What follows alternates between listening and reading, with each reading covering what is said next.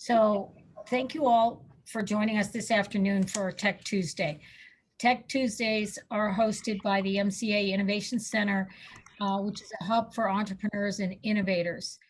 The Innovation Center provides resources, education, the critical connections, and a collaborative workspace to launch and grow technology-focused ventures. So you can find out more about the Innovation Center at our website, which is at mcamericas.org. So Tech Tuesdays is our monthly series where we feature innovators, entrepreneurs, and resource experts in a discussion of topics relevant to startups. This year, we're focusing the entire series on sources and pathways to innovation, and we're calling this Fueling Innovation. Before I turn you over to Alberto Ponce, a member of our team, who is the one coordinating these sessions, I want to mention a few housekeeping items. So please keep yourself muted during the discussion. If you have any questions, put them in the chat box and we'll get to them as we go along. And finally, we are recording the program, so we will send, if you would like to see it afterwards, there'll be a link on our YouTube site, or you can always reach out to us for that link. And with that, I'll turn it over to Alberto. Time tracking is fun, said no one ever. Hi, everyone. Welcome to this Tech Tuesday, Fueling Innovation Through Education. With us is Vianey Romo and Joseph Sapien. Vianey Romo is the workforce coordinator at the AMCA, where her responsibility is to work the K-12 education pipeline in promoting the healthcare workforce in El Paso Norte region. She hosts STEM camps for middle school students at the MCA. In addition, she co-wrote a STEM Innovation Lab workbook, which I'm gonna just quickly share my screen. This workbook is the one that's showing up on everyone's screens. It's a recently published work, and many teachers and parents have been using it for STEM education.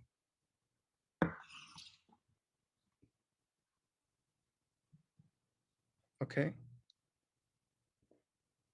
Currently, she is enrolled in the Johns Hopkins University Carey Business School, pursuing her master's degree in healthcare management.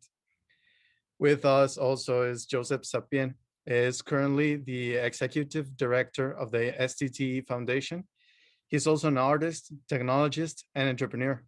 Joseph is an education pioneer and has created novel programs that advance youth in the areas of entrepreneurship and STEAM. Currently, he is designing and deploying the first in the world augmented reality science fair, sponsored by the El Paso Electric and Microsoft. And I'm gonna share a bit of a short trailer.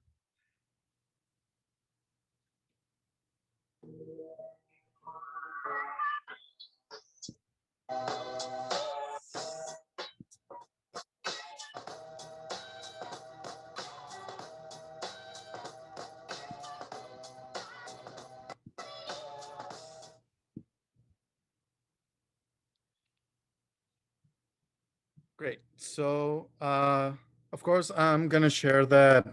Good afternoon. My name is John Fitzpatrick.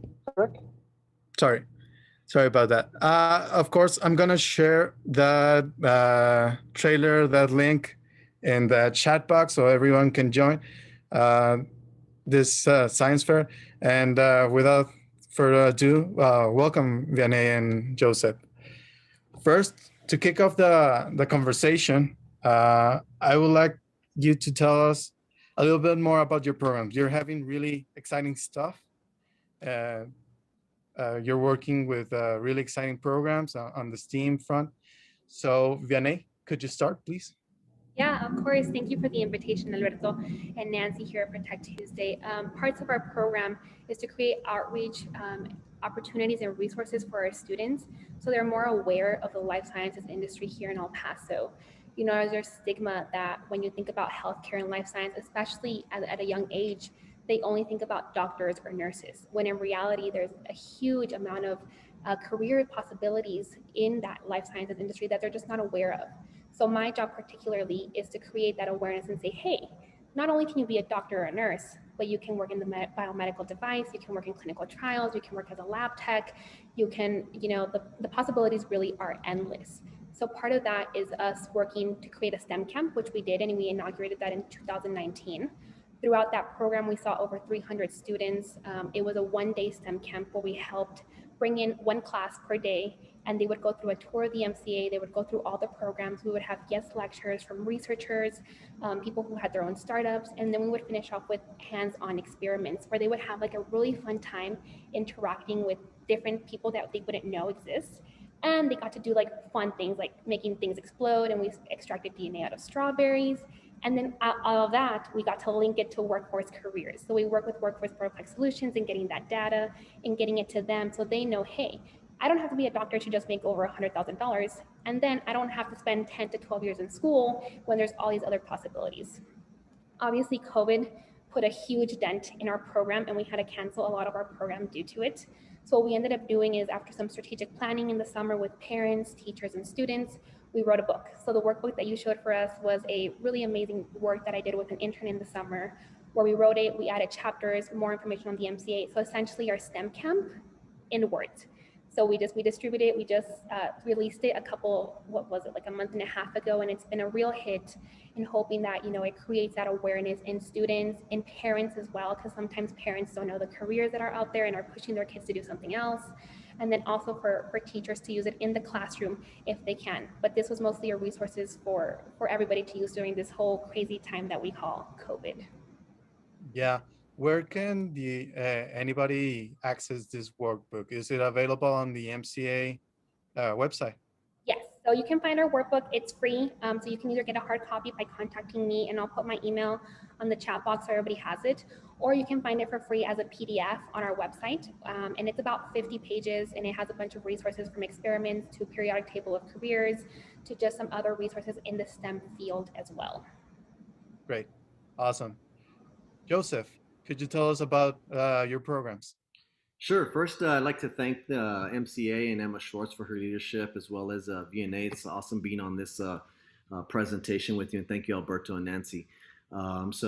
Yeah, I mean, our programs are like Vianey said, you know, COVID was a definite impact to us pivoting our programs. So what we had to do, what we were good at, which was in person, we had to basically say, okay, we have to go virtual. And this adoption of technology acceleration, we had to ride that wave. And so how do you do that? By being effective.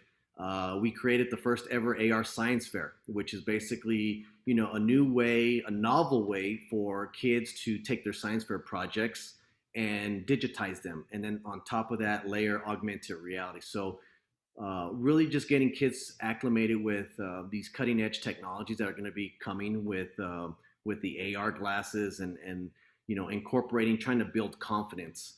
So I think that's critical. We also have Entrepreneurship Program that we do in augmented reality. So first of its kind, getting kids to be immersed in learning, which is critical when you're talking about engagement and comprehension with kids.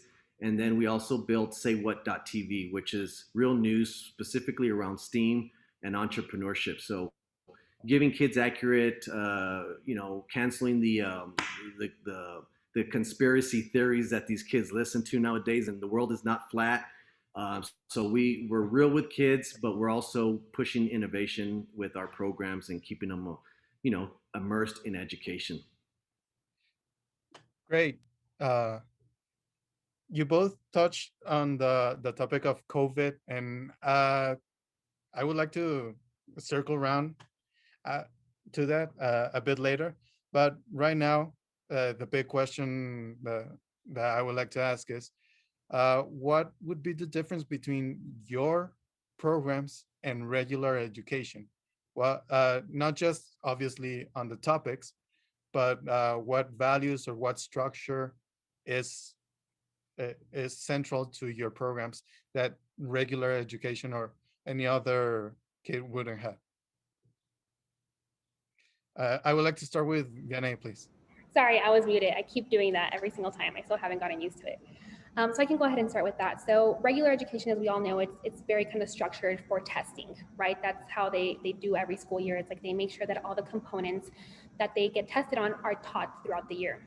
So what is different from mine is that not only are we teaching the science concepts that you would be teaching in a science class like biology, chemistry, physics, coding, but you're incorporating those workforce life data that you don't get in a classroom. In the classroom, you get, the what is biology, what is an organism, what is oxygen, hydrogen, but here you're getting, okay, you know about that and you know about the periodic table, but how does that even link to the career that you may want to do for the rest of your life?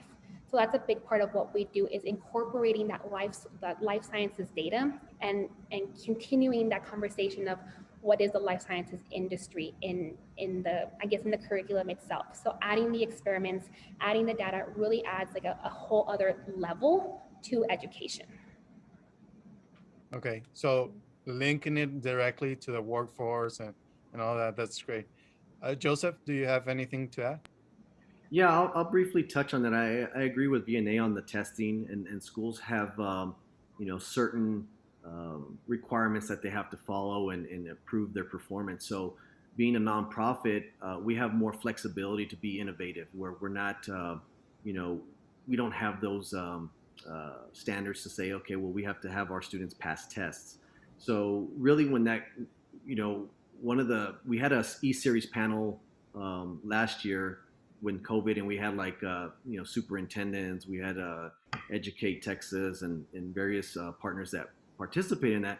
But one of the comments that came out of it from JJ Childress and Microsoft was small data, and that's really going to it highlighted the education sector in the sense of like, okay, if we have all this data specifically to individuals, how can we use that data to help them accelerate their process of learning? So I think that's very intriguing when it comes to artificial intelligence. It's scary, but it's also something that I think COVID is going to bring out, in the fact of, hey, if we have kids that are learning at a faster pace, and the data tells us that they can accelerate their learning, as a parent and a father, I would welcome that, to say, hey, can I put my kid in that specific path? So, we have a little bit more flexibilities where our differentiation, Alberto, is we can be innovative, we can pivot quicker.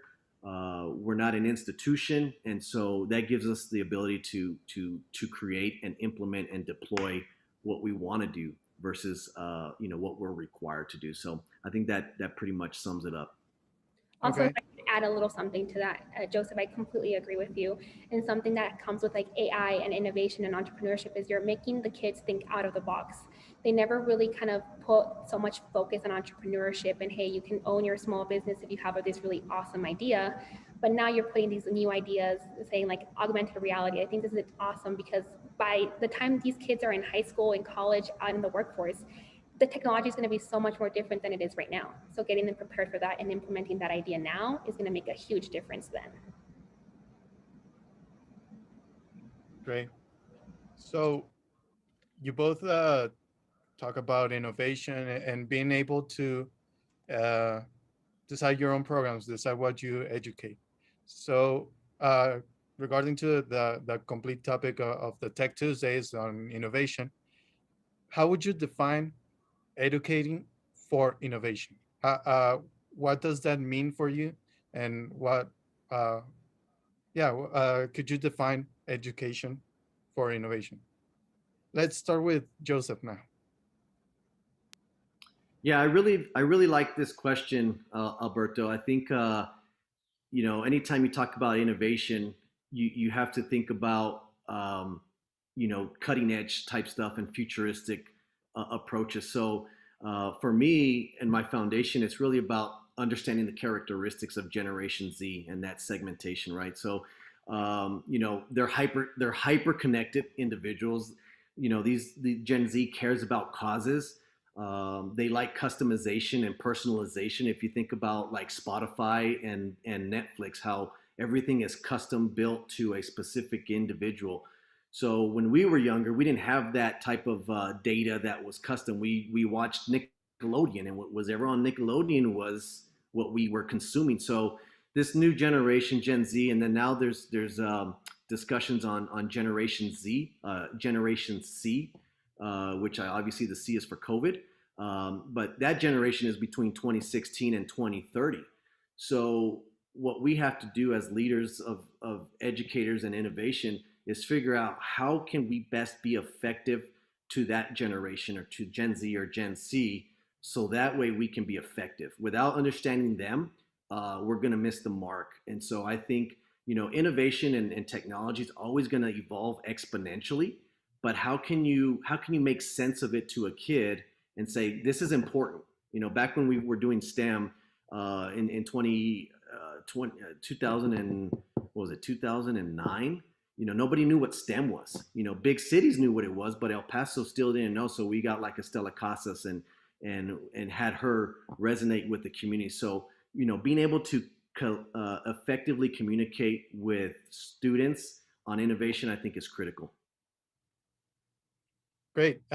So if I got the point correctly, is you focus on the student, and through that you develop, okay, these are their needs, this is what they want, and the innovation part comes depending on that comes after. So it's not like a universal form of educating innovation. It's more of a generation by generation basis. That's very interesting. Vianey, do you have anything to add? I mean, I think Joseph really hit it out of the ballpark, but during this whole innovation, and I think we've learned throughout COVID, we're engaging students in ways we've never had before. And we've learned that students are able to adapt much more quickly than I think us as adults. They were able to, go into virtual learning from one to the next throughout this whole COVID. And as Joseph said, innovation is expanding exponentially every single year. Something new is going to come out. So it's up to us to make sure how to describe it as well as possible to our kids and say, hey, like, this is what the next big thing is. What is it, how you're going to react to that, and how are they going to critically think and analyze and maybe solve issues that you don't see as an adult, and then that's how they become innovative.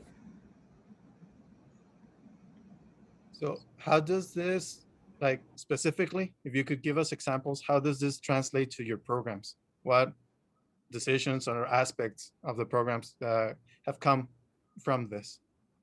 So innovation is a huge part of our program, especially with like the Innovation Center. And I try to really implement the idea of innovation, startups, tech startups in any way that I can when I'm talking to kids. And a great way in explaining this is always kind of talking about the big name companies that these kids know. Like there's like the Microsofts, the Apples, that they're like, oh, like I didn't know that once was a startup. And back in the day when Apple first started was the 1970s, and it was a wooden box with a keyboard, and now it's something that everybody usually has an iPhone or something like that. So talking about them, how a startup works initially, and then connecting those lines to say, hey, like if you have a small idea, or if you have an idea and you see that technology is changing, or if you see that something's wrong, you can change that. You don't have to be sitting there kind of seeing it continue going wrong.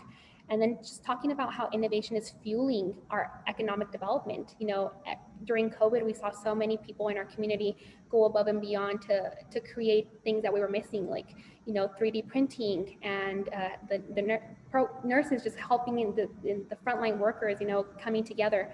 So how do these kids help critical think, and then attaching all that back to the workforce and the life sciences industry?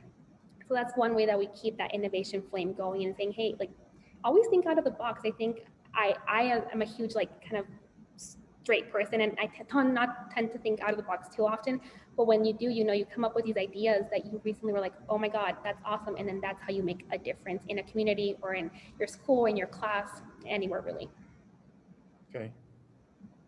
Joseph, how do you apply what you just said of taking into consideration the generation needs? How specifically do you apply them to your programs? What has changed? Yeah, it's To me, it's about being around the demographics that you serve. So, I have two teenagers at home, right? I have a 14 and a 13, no, 15 and 13. And so, being exposed to them and being around them and seeing how they interact gives me kind of an advantage because I'm around that. Now, when school was in session and we could be in the classrooms and giving out workshops and Saturday workshops, that was different. Then we could actually interact with kids. So I almost feel like you have to know your audience and you have to be around them. You have to see their excitement. You have to see what they like, what they don't like, what's effective, and that's really where COVID came in, right? Like you can't really get that from a Zoom or a Teams. You just can't get that level of engagement within a classroom. So I feel like it's really about being around the population that you serve, so that you can get an indicator of like, yeah, this is effective, or what I'm saying or how I'm saying it is resonating with them. Are they asking questions? So COVID kind of really uh, broke down that barrier, or made sure like, hey, you know what, you still have to find a way to engage with kids. And I work with a lot of nonprofits and organizations, and that's kind of been one of the big hurdles is like, God, engagement has taken a really we've taken a hit with engagement because and so what we did was we created saywhat.tv, which was a platform that we can still reach kids with creative content. And that's really where we said, okay, look, if we can't talk to them in a classroom or on a Saturday workshop, how can we best communicate with them? We thought, well, let's create a news media platform for kids. And then so our goal is to grow our following so that way we can impact more kids through content. On top of that, we're looking at innovation when it comes to having kids create content for the platform. So, I'm 40 years old, right? There's only a certain amount of innovation that I can reach with kids. Why not have kids come up with innovative ideas and strategies? And so being around kids, hearing their ideas, sometimes they say, the dumbest thing. And then you go back home and you think about it and you're like, you know what? It really wasn't dumb. It was actually, behind that idea or behind that, what they were trying to say, made a lot of sense if you think about it from a business standpoint. So, being around kids and hearing them and providing them, that attention and showing them that you care will have them be able to share ideas. And so, I'm really optimistic about the future in this generation. I think they're something that we've never obviously witnessed before, but they're by nature innovative. So we as leaders in education need to hear them so that we can say, hey, that's what they like. Well, then let's meet them in the middle and then give them what they want to hear, right? So they're on TikTok. So, hey, we need to meet them in TikTok, and they're creative. So we need to be creative. And so I just think hearing them, being around them, gives us a competitive advantage to know, okay, this is what they want to hear. This is what they want to see. So how can we tailor? I think the innovation book that the MCA put out, I was going through it today and I was like, wow, this is the pages and the subjects are something kids are going to want to listen to. So I'm sure they did their like research and was like, hey, let's do this and let's do that. And so, but anyway, you have to be around kids. You have to hear them and then be innovative with what they want. If that makes any sense. Yeah. I would say that during this whole COVID thing, engagement has been really tough, as Joseph said. Sometimes I'll do virtual presentations with kids, and they do not compare to the way you engage with kids in person.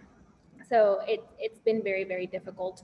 And I do have to say that creating videos has been easier to get more audience, as Joseph did, and as we're doing it on a monthly basis.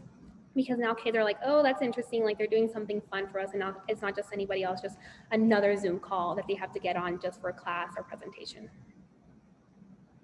Yeah, kids are smart, and you really need to keep your ears attentive to whatever they say, because yeah, they would give us innovators a lesson. So you could tell us what like significant impact have you seen on students? Like, could you give us some examples of what STEM education and innovation education does on kids? I would like to start again with Joseph. Sorry. So what we've done is we've done a little bit of research on this area because COVID, it's not going. It basically impacted the way service delivery models are going to occur. If you can do 10 meetings in one day, doing Zooms and Teams and WebEx, and or the old traditional way of doing 2 meetings a day when you're talking about traveling and lunch. So there's going to be even a faster acceleration of technology because of COVID. I mean, it already took place, right, with the teachers. And I always like to thank teachers. Any teachers on this call, thank you for everything that you guys are doing. So the acceleration of technology and the adoption went even more exponential than what was previously projected. So what I think, Alberto, is that you have a group of individuals that are riding this wave and are able to keep up. You also have some individuals that for various reasons cannot, and so I think that that there's it's a tricky question, man. But I do think that there is going to be some good that comes out of COVID-19 that will help education in general, but it will be innovative. So I like to pass this one also to Vianey to hear what she thinks, and then chime in after that. Yeah, I mean, COVID just, I think, impacted our world, especially kids' world, tremendously. They were able to adapt very, very well. But I have to say, it's a complicated question, because how do you know what your future holds? As we learned last year, our life can change from one day to the next. We went from people having meetings every day with people and socializing to the next day not even leaving your household. So kids and teachers were really resilient in this time, and I have to agree with Joseph. It's how we kind of go about the day, or how we kind of now structure our learning, because now you have half of these kids going to school in person and you have the other half going virtual. Where do you have the equity for both of these classes? You're going to know that maybe some of your virtual kids aren't going to learn the same way that your in-person kids are learning. Maybe they'll be doing other things on the computer that you just don't know. So where do you have that structure and that line of they're all learning equally? And then you have the next concept of testing. Now the huge idea of testing is that they all were on the same level when testing comes, but now you have these kids that are on completely different levels. Some are adapting better, some are not adapting as well. So where does that change? And I think where COVID stands is that it's going to teach us how to structure our education system better and be able to make it more adaptable to any sort of situation. Because there's never really going to be anything that's going to work. Something may work now, but it's not maybe going to work in the next 5 or 6 years. And it has to be how kids are being innovative and how we want them to be innovative. Us as leaders and our teachers and our parents, we're going to have to also be innovative in making sure that our kids know and are able to learn more thoroughly. Okay, so COVID, as you've pointed out, it has both the pros and cons. The pros being that, the technology has taken leaps forward, and teachers have been transferring to teleeducation, and technology has made it easier for anybody anywhere to receive education. But also, on the other side, balanced out, is that we have a whole generation that will be scarred and will be mending what COVID did for the next couple of years. So generally speaking, you've mentioned a lot about the negative aspects of COVID. Where do you stand on a balanced point on the good and bad of COVID? What do you think, like, moving forward? I think we've worked really well to kind of adapt to the situation that we have, right? So one thing good about COVID is that we're no longer sticking with our regularly scheduled programming. Joseph has added a couple more different things in media. We added the workbook and virtual presentations, and we're hoping to do some virtual STEM camps in the summer.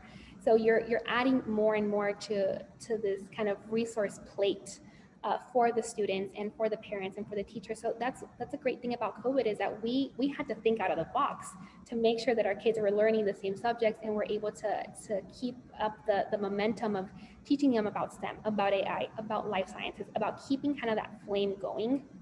So COVID did have a good effect in that. And, now that with a lot of innovations that happen with COVID, specifically in the PPE field, you can now talk about that even more with kids. So you're not only just talking about the technology that they have in their hands, but now that's the PPE that they're having to put on their face, or their parents are having to put every day because they're in the frontline workers. And you get to kind of see that little kind of light bulb in their heads and say, oh, like, that's what innovation is. This is what COVID impacted my life, but this is what the good things happened because of that. Okay. Joseph? Yeah, I'm gonna show my age here, and I don't know if anybody here on this call remembers Skynet, which is in the Terminator movie, right? And Skynet was this technology, and there was good, and then there was bad. So technology and innovation, there's a balance between what's good and what's bad, right? Just because there's always and the human aspect that would there's always two sides, right? So like artificial intelligence, right? If anybody has a bad intent to use that technology for bad purposes, they're going to do it, and then so how do you protect it from being detrimental to society? This acceleration technology, these kids this teachers, and everybody's learning faster than what historically would have been projected. But artificial intelligence is, you can't stop innovation. You can't stop technology. And so I think looking at this from an ethical and a standpoint of how do you change culture in the world to say, hey, we want to use these technologies for a greater cause, to impact climate change, to help COVID relief, not to use technology and artificial intelligence to turn profit in telemarketing industry or something like that. So, there's it's always human intent, but COVID-19 obviously trajectory-wise accelerate technology, but I think we need to also focus on that social emotional aspect of what kind of good things are we teaching kids, where once they're using these tools, they're doing them for the right reasons and the good causes, versus using these technologies for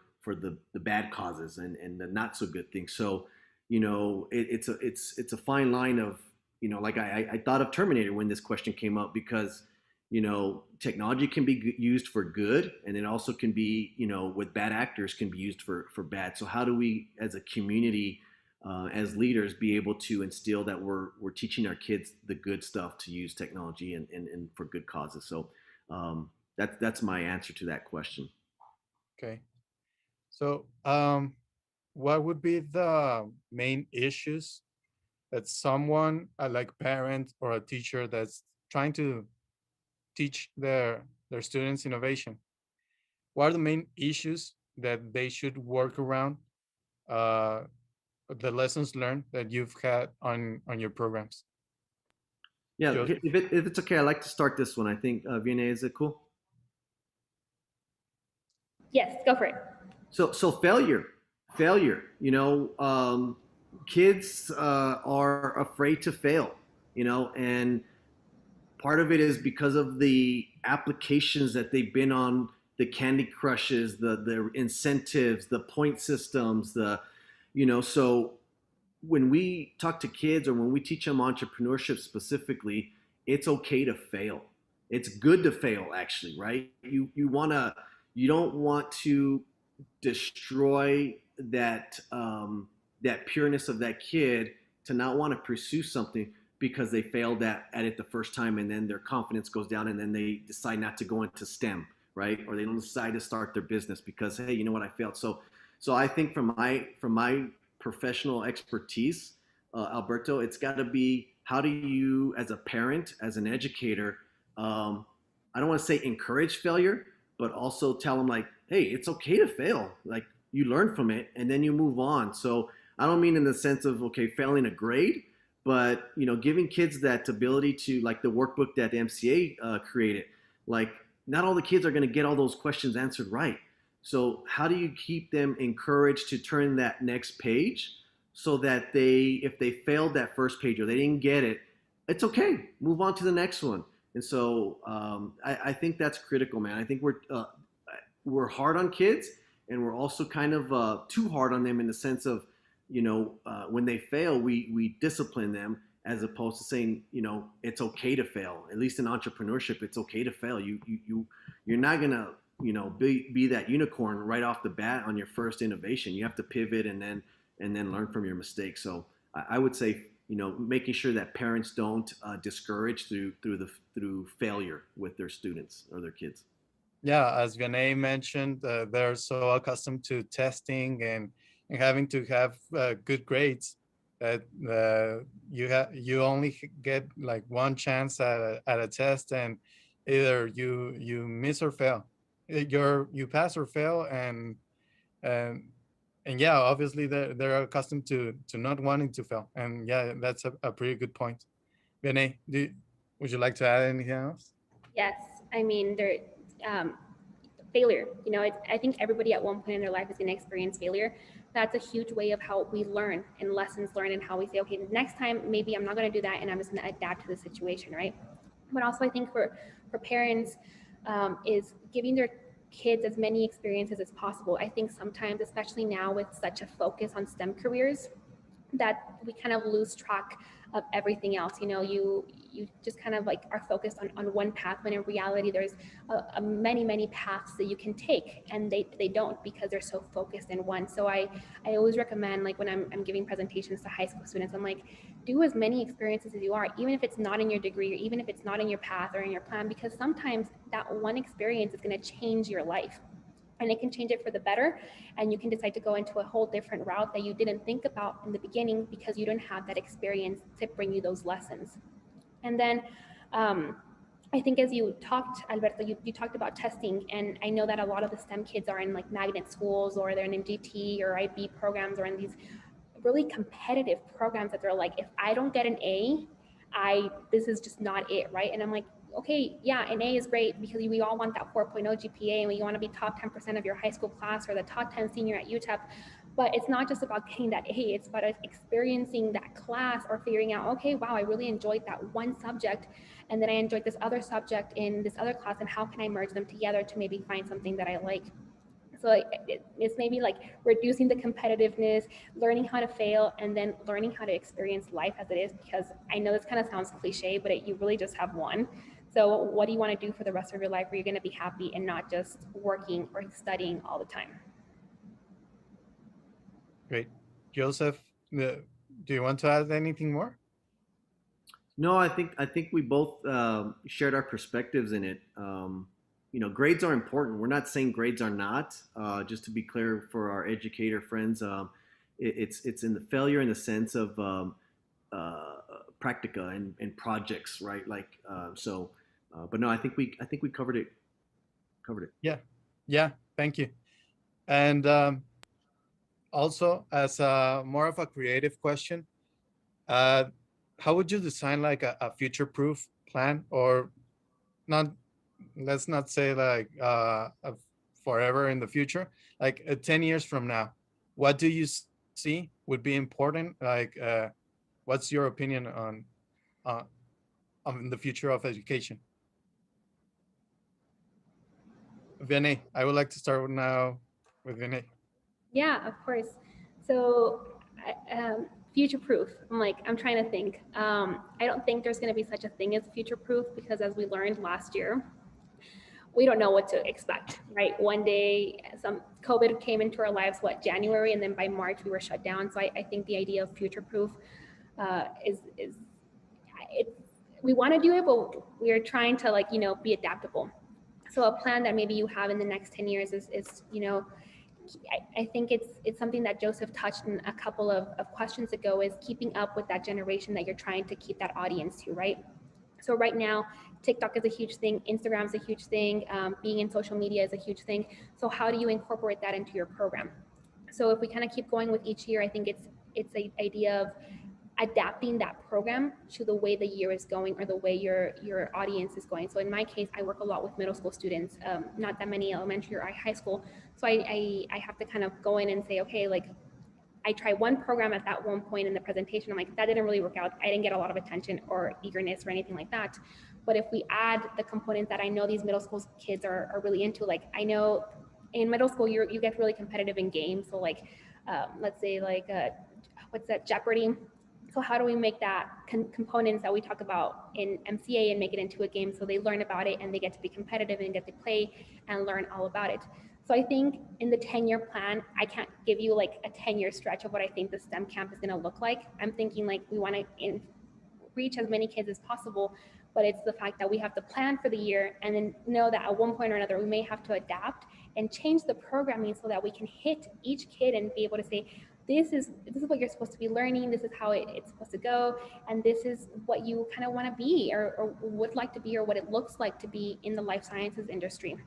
So it really is just, I think it's adapting. Okay, Joseph? Yeah, good points, Vianey. I'll follow that up with, if anything, if for the participants on this Tech Tuesday, if anything that they get from what I've shared, I think this is probably the most critical information that I can share would be what we've learned is this generation, this younger generation, Gen Z, is specifically interested in what they're interested in the sense of, we used to say, okay, what problem do you want to solve? And we used to start things like that, right? In STEM related entrepreneurship, what problem do you want to solve is typically the starting point. Well, what we found through our research is now it's not just about that, it's about what interests do you have as an individual. So, when you ask kids, start with, what are you interested in? Or even coworkers, when you're talking about innovation, like, what are you interested in? And if they say like shoes, cosmetology, medical, okay, so what issues or what problems can you solve within something that interests you? So going back to that small data, so you have to first understand that individual of what interests them, and then customizing your programming to tailor them. So I can be more effective now when I talk to kids, when I say, so tell me what things you like, and then you spend a little time on their interests. Well, then I can dive into what problems or what innovations do you know of, have you heard of within that specific, what we call as adults, industry. So you start with kids and interests that will lead to problems, and then you start to peel back the layers and get their engagement up. The second thing I would add futuristically for when you say fail proof or future proof, I'm gonna say climate change. It's real. And I don't hear enough of discussions going on about it here locally, but they're talking about it in big cities. So again, El Paso, we have to accelerate our culture and community to say, hey, you know what, climate change is coming. What are we doing locally to impact that? Because the generation, I've talked to kids, and they care about climate change. They know it's real.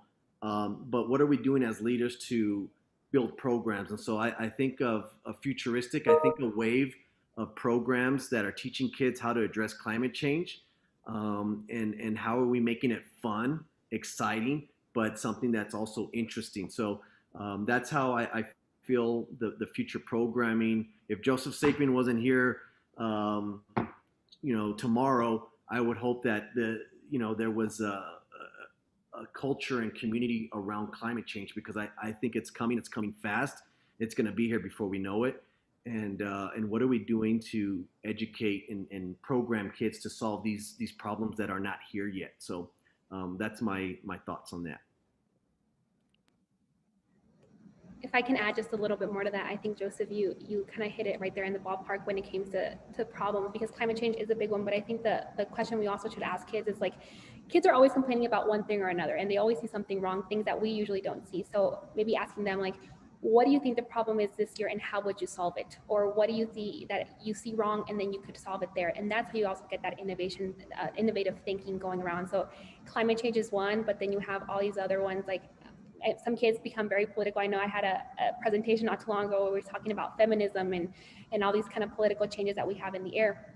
So how do you kind of add that layer of questions and critical thinking and say, okay, you see that problem, how would you solve it? How would you make it a solvable problem that in 5 years, 3 years, you would actually have a solution and you'd be able to kind of put that out there in the community or in the region that you're located in? Yeah, good point. Good point. I think you know, that's you always start with problems. With, you know, what are you trying to solve? And so yeah, I mean, we could spend all day on this VNA and talk about like our work with kids and how to bring out their innovation. So yeah, I mean, it's exciting. It is. Kids are innovative just in general, and Yep. I love talking to them because the thing, as you said, sometimes there's things they say, you're like, oh wait, that makes sense. Like Yeah. you have something going for you, kid. Mm-hmm. Yeah. Yeah. So I would just like to remind everyone listening in that they can put questions in the chat box. We're almost only nearing the end of this Tech Tuesday. We just have time for a couple more questions. So I would like to ask you both, what like quick pointers and tips could you give teachers and educators? Like if you could give like a rapid bullet pointers for teaching innovation, being more innovative in the classroom. Joseph, would you like to start? Yeah. So we know teachers have been instrumental this year with COVID-19 and then last year. So, you know, I typically always thank teachers, and you know, not a criticism.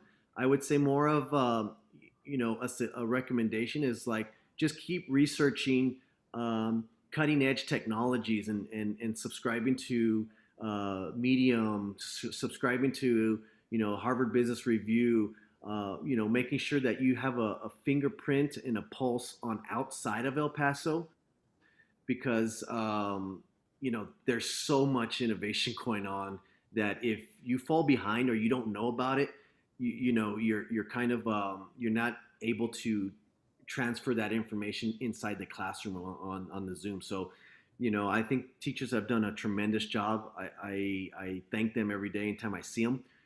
And the only suggestion I would recommend to them was just keep their fingerprints and their pulse outside of the region. Keep what's going on in Silicon Valley.